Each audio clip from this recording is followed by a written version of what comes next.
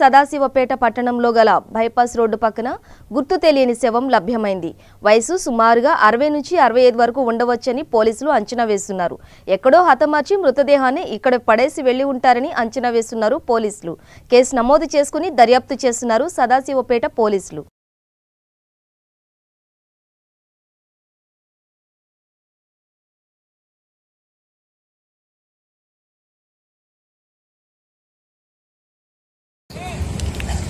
నిన్న తేదీ 17/11/2019 రోజు సాయంత్రం 6 o'clock అట్లా ఇన్ఫర్మేషన్ ఏంటంటే ఈ గుల్లగూడ లిమిట్స్లో చెరువు దగ్గర ఈ హారికా ఫిల్లింగ్ స్టేషన్కి ఆపోజిట్లో మన బైపాస్ సదాశివపేట బైపాస్ దగ్గరలో ఒక unknown male dead body decompose స్టేజ్లో ఉందని తెలిస్తే వచ్చి విజిట్ చేయడం జరిగింది. అక్కడ చూస్తే కనుక ఓవర్లా పడి ఉంది, చెట్లలో ఉంది.